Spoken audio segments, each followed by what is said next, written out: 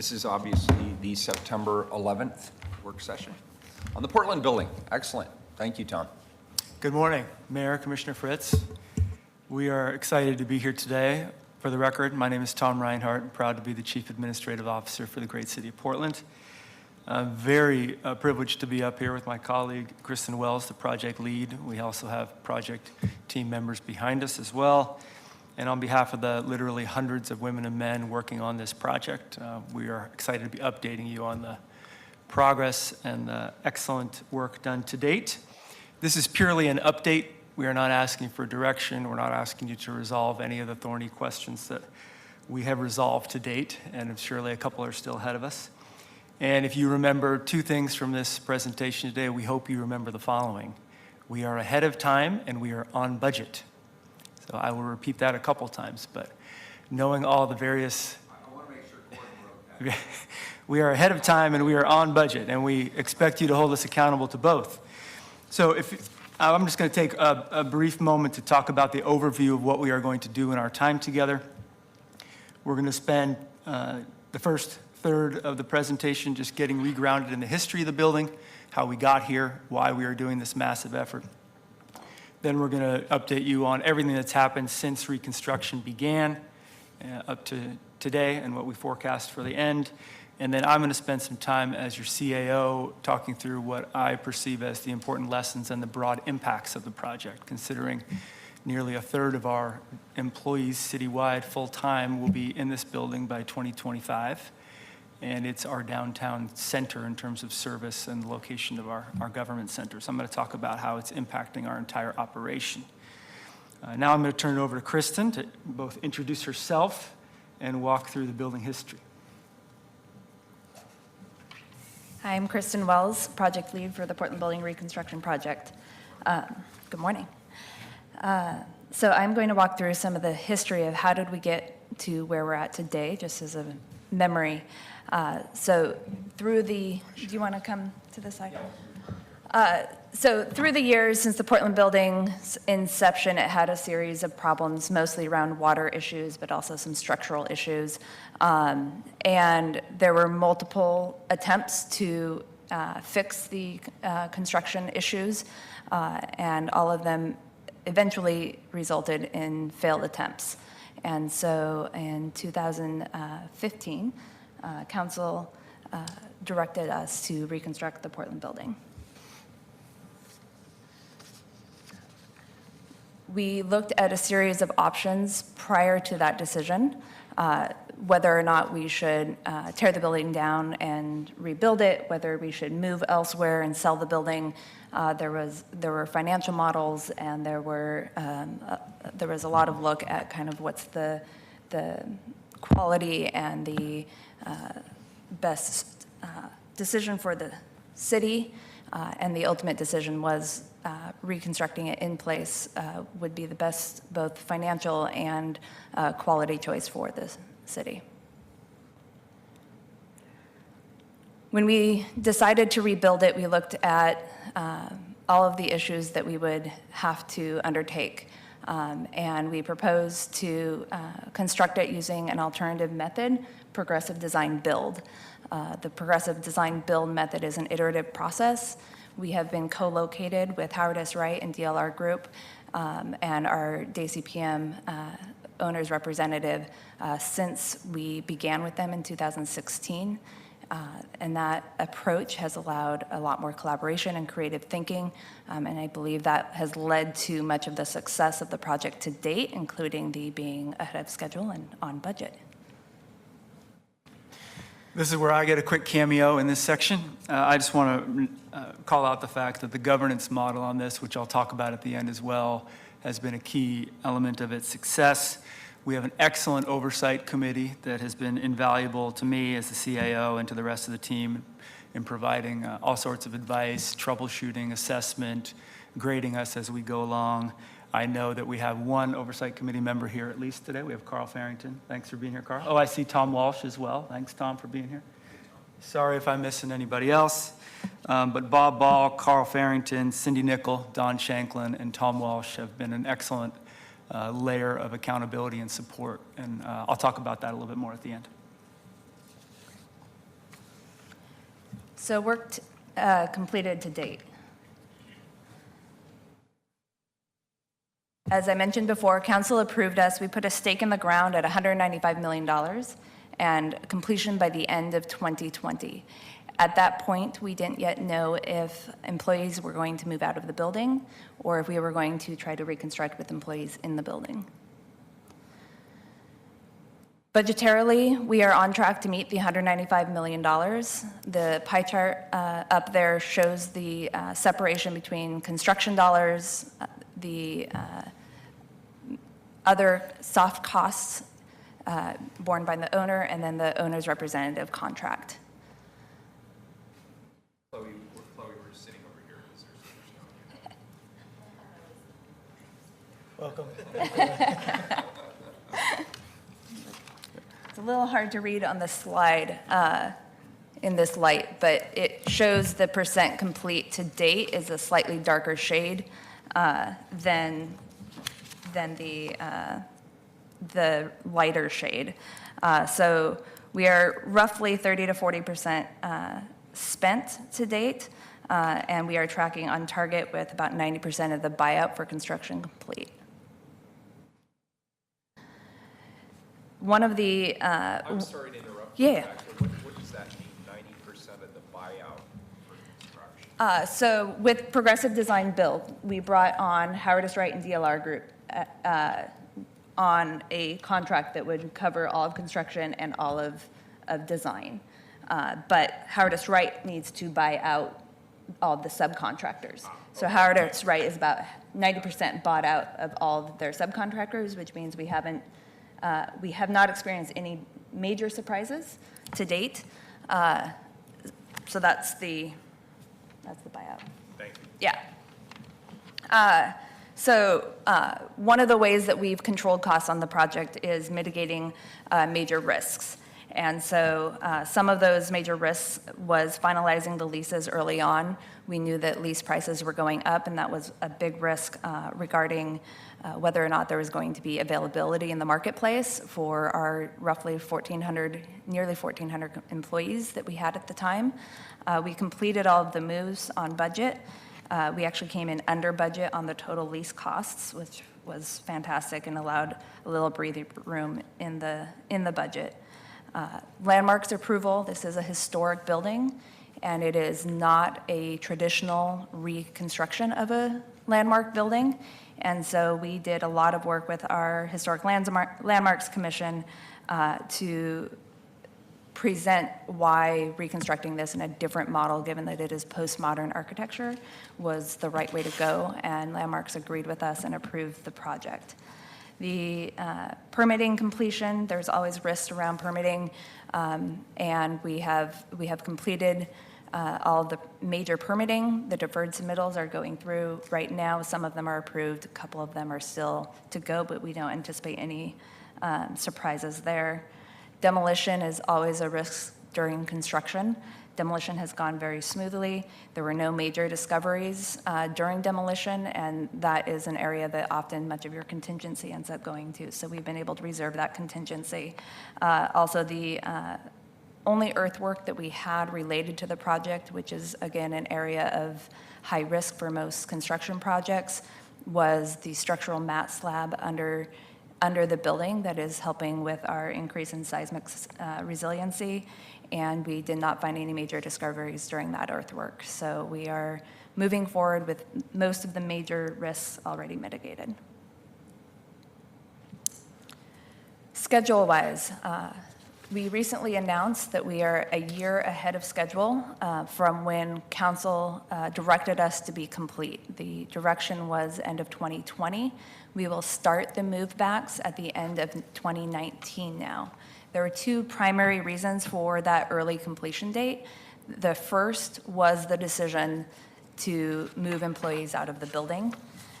That decision was made early in the design work with Howard S. Wright and DLR, looking at the risk of keeping employees in the building versus moving them out and going ahead and bearing the lease costs. that decision moved us up to, the moves were originally going to start around January of 2020 in our GMP with a two-phase move back in January and April. Due to construction strategies, we were able to change the approach. Once we started doing the interior shear wall, Howard Wright was able to get some improved methodologies that allowed us to move that forward quicker in a more streamlined way, and that has shifted the schedule up a few additional months, and so now we expect substantial completion in November of 2019. The slide up there right now, I won't go through it in detail, but this is our overall construction schedule. We're including it primarily for those looking at this later, so that you can have a sense of when the primary work will be starting. Demolition, as I mentioned, is mostly complete. The seismic upgrades, the mat slab installation, and the shear wall are well underway. We're a third, almost half of the way up through the building, a third of the way through the building with the shear wall. The mechanical, electrical, plumbing coordination is nearly complete, and the unitized curtain wall, which is visually what many people are waiting to see with the crane flying panels in, that should begin this fall. So that is a big milestone that we'll be looking forward to seeing. Scope, so council directed us with a very basic scope. Basic in the sense that it was our minimum scope that we had to achieve, and it was all of the things that we needed to do to remedy the building and bring it up to a base standard of offices and workplace for the city today, including accessibility upgrades, including restoring the historic lobby, and fixing all of the structural and envelope issues that we've had, and upgrading the seismic to today's standards. So that was the direction we had. The cap was 195 in 2020, and we started off the building, the design work, looking at that scope and making sure that we could meet every one of those scope items. We have achieved every one of those scope items through the design and the construction, but we were also able to go through a visioning process. So part of progressive design build is best value design. And so early on at the very beginning, we met with all of our bureaus that will be in this building. We had multiple meetings with employees, and what you see on the screen is a word cloud that came out of a survey of employees of what would you like to see in the building. If we're going to spend $195 million reconstructing this, it sure would be great to put it back in a better way, in a way that meets the needs of our employees now and well into the future. So those were items that were important to our employees. Bright, comfortable, light, healthy, clean, were all words that resonated. Out of the visioning process, we came up with three principles, three areas of focus. The first being public first. We wanted to create a building for our public. This is, everything that we do is serving our public. All of the money used to reconstruct the building are public tax dollars. So it was very important to put public first, and that has driven a lot of changes in how we do business. In addition, the employee experience. There has been a lot of negative feedback on the previous employee experience in that building and how it did not support our employees. So this has been a big focus, to focus on how do we improve our employee experience. And then the third big piece was collaboration. Rather than having a building where our bureaus were locked off from each other and separated, we really looked at how do we encourage collaboration between our employees, both within the bureaus as well as across the bureaus. So with that, the public first, we focus on our public-facing services. The first and second floor are all about our public employees, or our public that we serve. We have one centralized customer service area, And then we have a number of meeting spaces, which we'll get to in a moment. The employee workspace and then the shared conferencing was how we achieve collaboration. In addition, we've got a third place in collaboration zones. This was a new concept that we have not had much within the city, is this idea of the third place. So our employees will not only have their individual workspace and their meeting spaces, but they will also have areas to go to work and to collaborate and to take their breaks. The 15th floor is an amenity space, support space for all of our bureau employees. It includes dining facilities as well as workspaces for individual and group work. Daylighting and lighting have been a huge focus of the reconstruction project. We have been able to expand the amount of daylight. Erica, I'm going to look to you. I think 20%, increased daylighting to 20%, and also converted all of what was previously black glass to daylit clear glass. So that will make a huge impact on our employees. And then we're going through a branding process with our bureaus and with defining how we want to provide wayfinding and share who we are. So one of the concepts that supports employees is this idea of an active-based workspace. In the past, we've had cubicles and we've had private offices, and everything you were to do for your daily work pretty much happened either in your cubicle or your office or in a meeting room. With this third space concept and active workspace, the individual spaces is somewhat exploded throughout the building. So there are places, if you need to lay out drawings or lay out a number of sheets of paper, you don't need to do that within your cubicle space. There are layout spaces you can go to and have the right amount of room. There are a number of focus rooms. If you need to have a private conversation, whether that's work-related or individually related, there are phone rooms or focus rooms that you can go in, have a private conversation with one other person or on the phone, and get your work done without distraction. And these have a higher acoustic value as well. Every employee will be assigned an individual locked storage space, locker, on their bureau assigned floor. This allows for the storage of things outside of your individual workspace so as not to clutter it, but also to allow the future of hoteling or flexible workspaces as bureaus choose to do that. And then files. Many of our bureaus had files scattered around floors, and it was hard to find where they are. So now we are collecting shared file areas in distinct locations on the floors. Could you explain the concept of hoteling, please? Certainly. So hoteling is when you're not assigned an individual desk, but you come in and you find a desk that works for you for that day. And it might be a different place on different days depending on the work that you're going to do that day. So if I need to do heads down work, I might choose to check out an office for the day.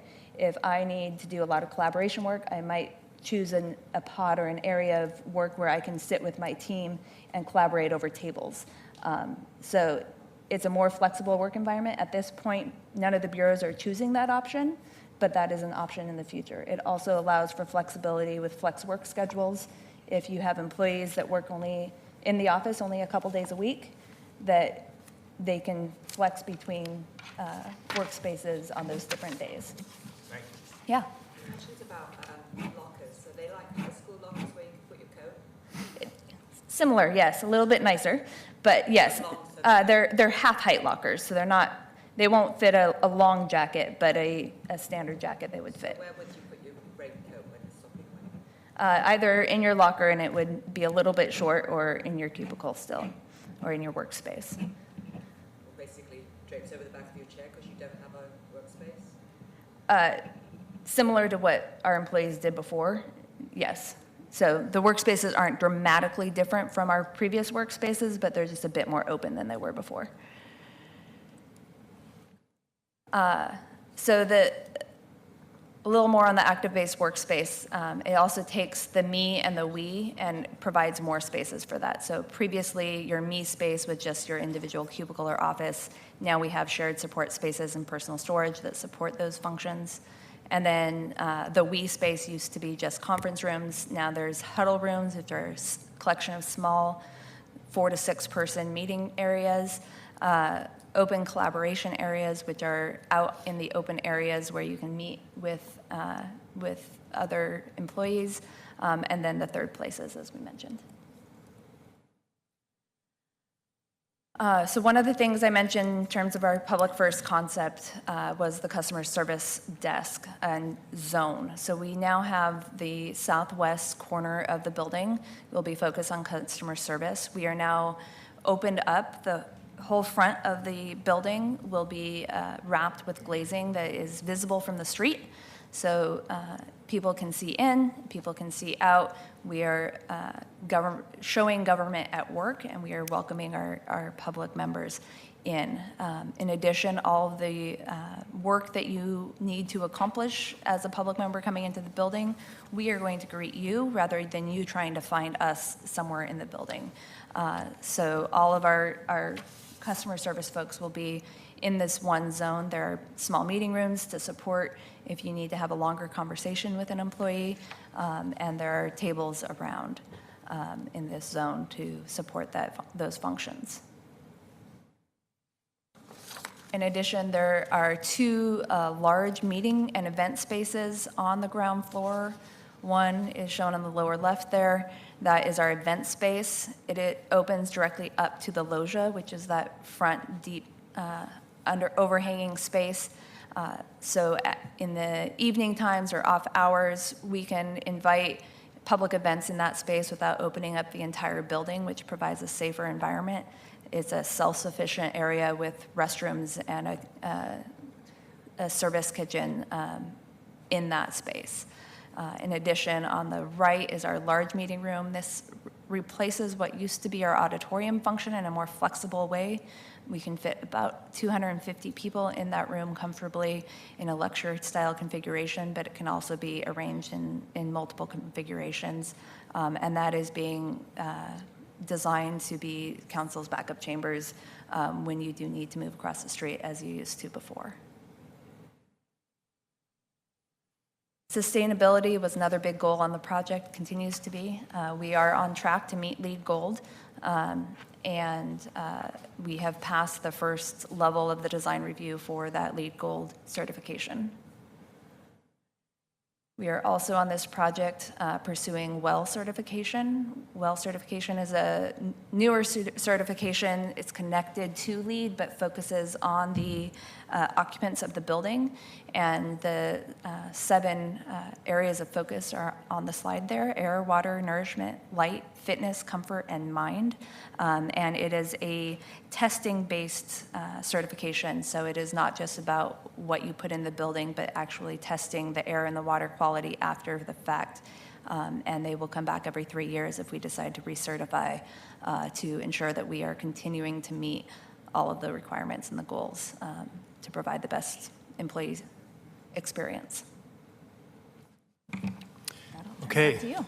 My section, and I'm pretty good at reading body language, but not when council's behind me. So if anyone has a question before I proceed, happy to take it. Yes, please.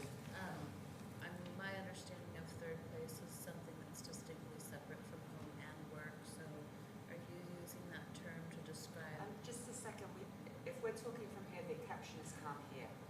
I was just going to suggest we repeat. Why don't we use this last mic here to ask questions? I don't want to. Here, it's wireless. The question's third place. There we go. Thank you. Thank you, Mayor. Okay. A little traumatized by the microphone I was singing into last night. So, my understanding of third place is a space that is very distinct from home or work. So I want to make sure that I understand the way you're using the term in this context. Is it essentially chill spaces within an office building? It is both. It is, so how we've described third place for this project, it is essentially the Starbucks or the Barnes & Noble spaces. So it is not your work and it is not your primary workspace, but it is another space that you can go to either to work or to collaborate or to, yes, take a moment of breathing space, take a break, if you will, that is not in a lunchroom cafeteria that feels like a lunchroom cafeteria.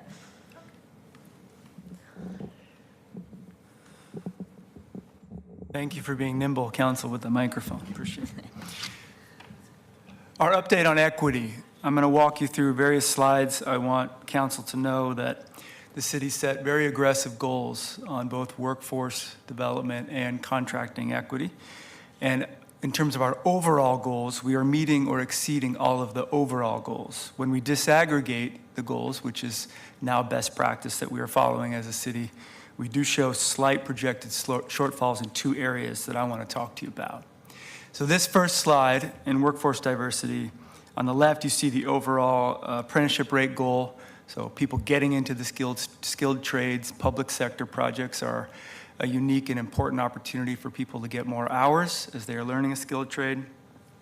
Our overall goal is 20%. We are tracking to hit 26% on our apprenticeship rate. On the right, you see the numbers for female and minority apprentices, a 9% goal and a 22% goal respectively, and we are tracking at 23 and 38. Next slide. When you look at the journey level workers in workforce development goals, you can see that our goals for minority journey workers and female journey workers, we are exceeding them at 27 and 8. Next slide, please. For professional, technical, and expert services, PTE as we call them in the industry, we have an overall goal that you see on the far right of 20% that the city set. Our partners in the design, build, reconstruct effort set a more aggressive goal at 22%, which we appreciated in the RFP process. They came forward with even more strong goals than we had. And you can see where we are tracking it below for emerging small businesses, women business enterprises, and minority business enterprises. I will have you note that on the right there in the disaggregated goals, we are forecasting a slight shortage in minority business enterprises. Next slide, please. Okay, the context in this, I think, is very important in terms of the historic construction boom, both private and public market that we are seeing. We are one of several large-scale construction projects. And I wanted council to be assured that we are hearing both the previous council's directive and this council's directive to continue to shoot high in terms of our work on PTE and MBE, WBE, ESB. And you'll see where we land in comparison here to the headquarters hotel, the county courthouse, Multnomah County's health headquarters, and Portland Public Schools bond projects that our goals are slightly higher, and we will show you more slides in terms of the context as we move ahead here. Next slide, please. Subcontracting goals on construction. As Kristen said, we have 90% completion on the buyout of the work. You'll see on the far right in that column that the city's goal and the reconstruction team's goals have been, we are forecasting to exceed those for subcontracting goals. As you will note below, ESB and WBE, collectively we are outperforming those goals, and we are forecasting a 1% shortage on MBE.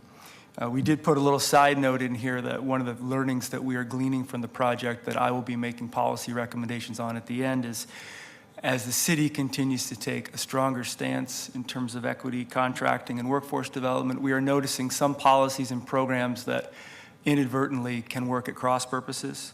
We had a $2.3 million award to an MBE contractor under the Prime Contractor Development Program, which is one of the city's jewels in this work. It's beloved both internally and in the community, and we were not aware on the project side that this would not count towards our MBE goal. We should be incentivized to use the Prime Contracting Development Program. It's a great program, and we're going to work out for future projects like filtration and other large-scale construction projects how to move forward so that this doesn't happen in the future. Next slide. Again, the context, we believe, is very important. You'll see that we are forecasting to do much better than our peers in terms of how we actually deliver on our goals in the equity, inclusion, and diversity plan that was attached to this project.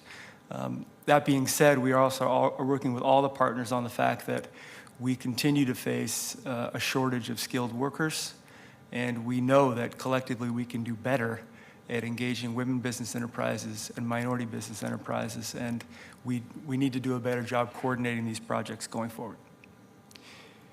Again, I want to pause there, knowing that I have not been able to read any facial expressions or head nods or any indications of concern. Okay. So could I call council back up for the broader impacts, please, considering the slides won't be that revealing from my content. They're excellent slides that Jana put together, but the bullet points aren't that impactful. I want to talk you through a little bit of this. So as I said at the outset of the presentation, this is a highly impactful project due to the scale and the fact that this is our government center building and that we historically have performed a lot of customer service functions out of this building. And as your chief administrative officer, along with being your project sponsor on this, I have been very intent on spending time with people on capitalizing on the project in several ways. So first, council did an excellent job setting up what I think has been the perfect governance model for this. You gave clear direction on what you wanted to happen. You gave us an end date. You gave us a cap on the budget that we have to adhere to. And you gave the chief administrative officer, my predecessor, Fred Miller, and myself, authority as the project sponsor to make dozens and dozens of difficult decisions. This has worked very well to date. We have had excellent oversight, as I've mentioned, by your appointees to the Oversight Committee, but we have largely avoided what happens to a lot of public sector projects in that there are too many people making decisions, we take too long to make them, or we make decisions that in many ways aren't the best for the future long-term operations of the city. So I have been using the learning from this already for the Portland Online Permitting Project governance, from various governance models that we set up on difficult, thorny projects for the city. So I wanted you to know that. You'll hear more about that from me. Lastly, on this slide, I cannot overstate the importance of bureau collaboration and ownership of this process. All of your bureaus have very ambitious, complicated work plans above and beyond what we've asked them to do for this project. I want to publicly thank all the directors, managers, and employees that we've asked to do a lot on this project. We've asked them to change the way they think about work. We've moved them into temporary spaces. We've asked them to participate in various work groups. I visited at least one other city in the last year in which they were very surprised that we even asked our employees the questions we're asking them. But I think it behooves us that there's broad ownership of the changes we are trying to make and that we are asking people, even if we don't agree with everything, all the input and make a different decision, people are bought into this and directors are working hard to make it happen. Next slide. Kristen mentioned customer service. As a Portlander now for almost 17 years, I'm sure I'm not alone in this room of hearing different ways that people have had frustration interacting with the city. We are using this project as a major opportunity to streamline the way this works. The mantra is no Portland resident should have to know a thing about our form of government when they come in to ask a question or seek out a service in the Portland building. That's on us. So we have worked very hard with the bureaus that do a lot of the forward-facing interactions in the future first floor of the Portland building to make sure that we have enough cross-training and enough of the ability to answer basic questions and help people get bills paid and go to the places they need to go seamlessly. You will have another work session in November that lays out how the 311 program and the website refresh are also integrated into this project because we think they're all one part of making Portlanders' accessibility to government easier and easier for our employees as well. Space optimization. You and your colleagues approved in January of 2017 a parallel project connected to this effort, which is to completely modernize and update the way we purchase and manage our furniture.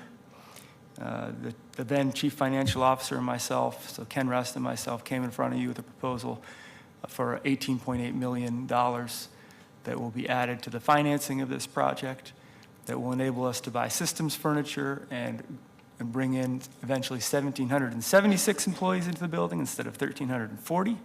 So to optimize our space and our asset. It is also allowing us to use more of the space than we initially planned. This has had a very deep impact on the way that we think about how we work. And we are also trying to spread this conversation to the 1900 building and other city-owned facilities, not only to optimize taxpayer dollars, but also to collaborate differently. And as you'll see on the next slide, how we manage these assets differently. A very challenging conversation for all of our bureaus has been the fact that we are also using this opportunity to change the way we manage the building. Historically, bureaus have had broad latitude to add furniture, move things around, add walls, paint, do a lot of things that had no overlap or very little communication with the actual facilities management budget and operation of the building. That is no more, and we are working on a change management process with the bureaus and new operating agreements with facilities around how we will make sure that we are flexible in terms of how we use the space, that changes aren't approved and made that will inhibit our ability to use the space in the future. Bureaus will change and grow, and they will shift. We will need less and more space for some bureaus, and we want to make sure every floor is flexible enough that we can add people and grow and change as we need to. Kristen mentioned the hoteling space. We have clear trends on the way work is changing. We've already seen them in the temporary spaces. We have at least one bureau that has a very aggressive approach to remote work in the temp spaces, and they're going to continue that in the new building. So we want to make sure we don't build walls, figurative or literal, that we cannot change in the future as work changes. More to come on that. Carmen Merlot, the Deputy CEO, is working very hard on that right now. Citywide Technology, question mark. So you as a governing body will see a proposal for us in the fall bump that is really from my role as CAO and not project sponsor. As Kristen talked about in terms of the scope of the reconstruction project funded what's called pipe and box, the infrastructure into the walls for technology. I began a discussion about a year ago with Bureau leadership about the fact that, my responsibility as a project sponsor is to be on time and on budget, but my responsibility as a CIO is to look out in terms of what the bureaus are going to need in the future. It became very clear to me that the Bureau expectations on audiovisual equipment, integrated printer management, meaning you can go to any printer in any floor of the building, get your print job confidentially printed, the conference room set up so that we don't have the continued frustrations of bringing in a laptop to a room that doesn't fit in a conference room on one floor, but it fits on another floor. We have a proposal to you to be for a first stage of an entire downtown citywide build-out on updated technology. We have strong support from bureaus, but that is your call as a separate project related to this, but not in this budget. If you like this package, we have constructed it so that it could also move to City Hall a year or two later, and then to the 1900 building, so that the entire city downtown infrastructure will be updated so that we can continue to have the technology tools that our employees need. I think I should stop there. I want to reinforce with you that I know you've put a lot of faith into us on this project. I briefed all of you individually as we've gone along, but I want to thank you again for showing a lot of faith in us that we can do this well. And before we close, I want to thank the team behind me, Howard S. Wright, DLR Group, Day, CPM, our owner's rep, and all the city employees that have put an incredible amount of time and effort into this. We have pushed them hard. We have asked them to do a lot. We have asked the private sector partners to also do a lot and change some of the work they do. So thank you. And we will take any questions, and we'll call anybody up that can answer a question that Kristen and I cannot. Very impressive presentation, very impressive work. Thank you very much. I was struck in the earlier presentation about being a year ahead of schedule, which would tend to make one think that one would be way under budget, but you said we're on budget. So if we're saving a year's worth of paying construction workers because it's getting done faster, what is costing more than we're expecting it to cost? That's a great question. So the budget was fixed, the time was fixed as a maximum. As I mentioned, one of the early decisions was whether or not we would keep people in the building or move people out of the building. That is a cost, time, benefit decision.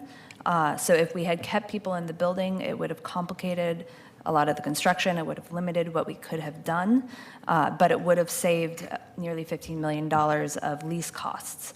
So that is part of that balancing of the budget and balancing of the time and what is the best long-term decision for the city. And it was decided that the best long-term decision for the city was to really be able to completely reconstruct the building, and we could not do that unless we had employees out of the building. Thank you. And then Commissioner Fritz, can I add to that before you go to the next Yeah, question? please. Okay, one more piece on that is, and Kristen has been very faithful to the fact that we have been jealously guarding contingencies, knowing we just don't know. On the slide that was earlier in the presentation about the risks mitigated, we have been pleasantly surprised that there have been no major surprises. But we have a healthy contingency, we are still guarding that. So I think it is fair to say that people that review our financial statements, like Carl, would say that we are tracking under budget, but we don't want to make that commitment yet until we know exactly what the costs are in the end game here. Okay, thank you. And then on a different topic, on accessibility, do you have a committee that's advising you on accessibility standards and best practices? We do not have a committee specific to accessibility best practices. We work closely with our design team, who are all trained in accessibility standards. I actually have a personal history in that as well. And we have met with HR and their accessibility and their employee focusing on accessibility as well, to make sure that we're meeting the intent of the city for our employees. So we've been doing it in a different way other than committees, but we have. Yeah, I guess I'm concerned. I know that the national standards aren't necessarily getting us where we need to be. I'm thinking of some of the new buildings in South Waterfront that you can't get, some of the hospital buildings had problems getting wheelchairs into the bathrooms, etc. Absolutely. And then it's also in the Development Services building, which we haven't yet paid off. There were many things on the transition plan that we had to take care of back when I was in charge of it, because of just handles being the wrong height and those kinds of things. So I just want to make sure that that's high on somebody's priority list, to make sure that when we have this building opening, there's not any kind of, oh, I can't reach the button. Absolutely. National standards are built to a certain level that meets the legal requirements of accessibility, but they are not designed for universal design, and we are striving for what's called universal design, which is a broader reach, and it takes a wider range of disabilities into consideration, including disabilities that come with aging or a number of other impacts. So it is a broader look that we are doing, and it is not just meeting the minimum code requirements. I would think particularly for the second floor and first floor event spaces, if we could look at putting the cochlear loops in as part of the construction. I know we've looked at trying to do it in City Hall, and retroactively it's fairly expensive, but to do it as part of the construction, things like that would, I think, be something to be thinking about. Yeah. I forgot what my other question was, so go ahead, Commissioner. Well, I'll piggyback on that. I would just like to say that I'm pleased to hear that you are pursuing universal design standards, because we know that, sorry, too much singing last night. The ADA doesn't always meet everyone's needs. And I do want to strongly encourage, it's probably a little late in the game at this point, but bureaus to tap the resources we have in the Commission on Disability. They're actually working with the Art Museum on the Rothko Pavilion and have really changed the conversation around that. Not just the pavilion, but how they're reconfiguring the museum, which is really exciting. And the other, I don't want to belabor the utilization shortfalls, but can you send me that presentation and maybe we could have a conversation? Because that's just an issue of particular interest to me, and I want to dig into it with you and try to figure out some solutions. Happy to do that, and I will bring draft recommendations for future projects. I will state too, I meet with the I'm on the executive team of the project, so we have been digging into what we need to do in the closing months and the buyout to also make up the shortfall. We're not taking our foot off the gas, and we're working really hard to make those goals. Great. Do you want to add anything to that, Kristen? Okay. Oh, Commissioner I Fritz, just do you remembered remember? my other question. Great. Gender neutral bathrooms? I mean, what are you doing about the whole bathroom issue? We still have final decisions to make on bathrooms, and we have a little bit of time. What I have directed the project to do is build infrastructure on all the floors for the same number of stalls in 2 bathrooms on each floor. We will not have urinals in this building. We will have equal number of stalls, and it'll give the city, no matter who's on the governing board and who's the CAO, in the future, the ability to put signage up as we see fit in terms of how we want to address the changing nature of bathrooms. We haven't made a decision on what those signs are yet. First and second floor, 3 through 14 and 15. And I'm having conversations with people and getting recommendations from groups that know a lot more than I about this, about what we should do. I will say there is already growing interest in making sure that we have multi-user on each floor, and that's already a decision. We will have multi-user on each floor, regardless of what we decide on signage for the other 2 spaces. So in short, we will have on each employee floor 2 different banks of rooms of stalls and a single-user, multi-user. And as we go forward, I will make sure I update you on decisions on what the signage is on each of those bathrooms. That sounds promising. I do encourage you to go see Pioneer Courthouse Square, which I consider state-of-the-art. And also, equal number of stalls is not equitable because women have more to do and we take longer. So there needs to be more stalls for the, if there are going to be designated gender-specific, there needs to be more. We have heard this and many other points of feedback, and we're working really hard. I'm sensitive. There's lots of different groups of people that have strong feelings on this issue, and I'm taking time to go listen to them. You're looking at one of them, Tom. Yes, but I appreciate that. Well, I'm just really pleased with the renovations that we did at Providence Park, that the line for the women's room is often less than the men's room sometimes, and that is a good thing. You have anything to add to that? Did I do an okay job on that answer? Okay. I'll hear about it. Great. I have a couple of questions. Number one, have all the bonds been issued for this project? We have not yet issued even the first tranche of bonds for this. We are in conversation. What's the schedule? Well, the chief financial officer is actually drafting a memo now to recommend that we move more quickly on issuing debt. We thought that we would get a vigorous head nod from the mayor, and we thought the rest of the council would agree that bearing the interest rate risk too long is not wise. No, it's not. So even if we don't issue all the debt, we are going to recommend issuing a first tranche soon. Good. Could I please, as soon as we know from debt management when they're going to issue the bonds and what the schedule is, I would like to see it, and I want to encourage us to move quickly. So that's thing number one. Thing number two, I want to thank you and I want to congratulate you, and I want to acknowledge that with a $300 million project that all things considered is on schedule and on budget. 195, Mayor. Very good. Okay. 195, sorry, you're right.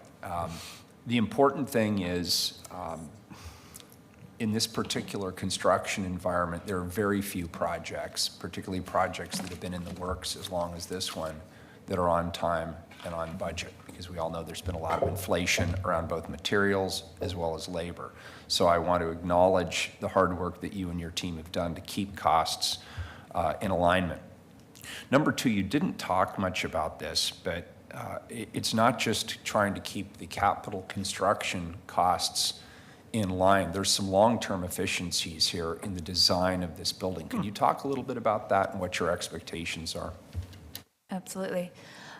So one of the basic design strategies that will save money into the future is the standardization of the bureau floors. Floors 4 through 14 have all been designed similarly. They will all be built out with the same number of enclosed spaces, which can be used flexibly over time without having to reconstruct. So what we had before was a lot of what we call tenant improvements or changes to the buildings and the walls. Often that left the mechanical system in a less than great state, because every time that you change a wall, you should be rebalancing the mechanical system, and that led to a lot of the poor air quality that we had in the previous building. So long-term saving costs of standardization is actually seen as a huge benefit. In addition, considering each of our mechanical, electrical, plumbing systems, looking to the future, looking long-term, how are we going to make sure that we have the best systems in place that will last for a long period of time. So we've been looking at those long-term uses, as well as mechanically and electrically, looking at energy savings over time, looking at how we insulate the building for those long-term utility uses. How many employees moved out and how many are going to move in? We don't have an exact number of how many moved out. We had 1,336 when we started the project, and in the roughly 6 months from starting the project to moving out, we estimate we had around 1,400 employees, and we are making space for about 1,750 employees coming back in. So is this because the workforce is growing, or are we going to be relying less on lease space outside of the building? The initial idea was we would rely less on lease space outside the building. However, our workforce is growing so quickly that we learned that the building will not keep up the pace that our bureaus are growing. Okay, very good. And then Mr. Mayor, can I add something? Oh, yeah, of course, It's Tom, important to note there that the fact that the workforce is growing, and by still getting more employees into this building, we are avoiding outlease costs that we would have had to incur, that we don't have to plan for now. And the financial modeling that we used as the case for your extra investment in a parallel project on space optimization continues to bear $25 million in savings over 20 years, because we will avoid leasing additional space downtown. During the process, employees are in spaces around the city. A lot of them, as you mentioned, are lease space. I was encouraged to hear that you're going to start moving employees back into the building. It sounds like ahead of schedule. Were those month-to-month leases, or were those prearranged set-term leases? Those were set-term leases. At the point that we leased them, we knew that the first scheduled jump. So one of the leases is set to expire at the end of January of 2020, and we will be moving out on time for that lease. Okay. Another lease, we had an option of a 3-month extension that we will not be extending that option.